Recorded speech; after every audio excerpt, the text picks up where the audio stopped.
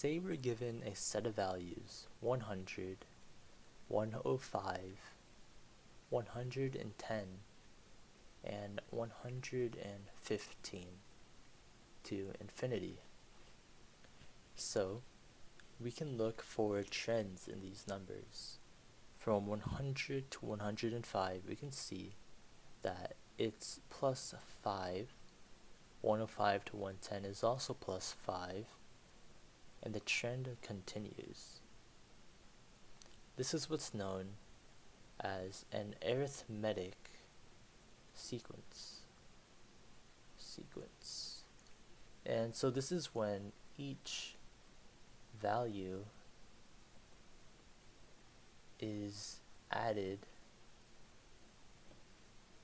with positive or negative numbers to get the next term. Okay, so this value 5 here that's added to get the next term is what's known as the common difference. And we use this in an equation as the variable d when trying to find a specific number based on its term in the sequence. So we know that our common difference is 5. And one way you can do this is by using a formula, which is d is equal to u n plus 1 minus u n. So for example, if we took our u of n, which is any term we choose, we can choose our first term. So u of n will be 1, meaning n is equal to 1, and n plus 1 is equal to 2. So we would have our second term, 105, minus our first term, which is 100. Okay?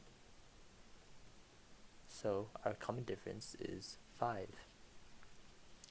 The formula we can use for arithmetic sequences is u of n is equal to u of 1 plus n minus 1 times our common difference d. So we can plug in our information here. u of 1 is our first term, which is 100, plus n minus 1 times our common difference 5.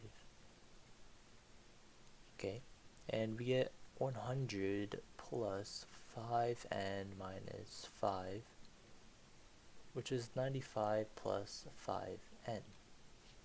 Now the last thing we need to do here is get a sigma notation, which is this symbol right here.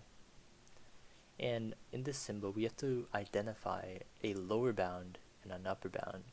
So our lower bound is the first term we used. So we use 100, which is our first term, which we use in our formula. So we're going to write n is equal to 1 on the bottom here. And on the top, we have our upper bound, which is either the number that our sequence will go to, which can be infinity because of these ellipses right here, which mean that the sequence goes to infinity. Or if we're trying to find a specific number in the sequence, for example, let's say we want to find the 6th number in the sequence because we are only given up to the 4th. Okay, so we would write our upper bound as 6. Now we plug in our formula. And in order to find the 6th term in this sequence, all we have to do is plug in our upper bound for the value of n. So we get 95 plus 5 times 6, which becomes 95 plus 30, which is 125. Now if we want to check our work real quick, we can get our highest term, which is the 4th term. We have 115. It's our 4th term. And we know that our common difference is 5, so let's just manually add that. So 115 plus 5 is 120. It's our 5th term. And 120 plus 5 is 125, which is our 6th term, which means that we are correct.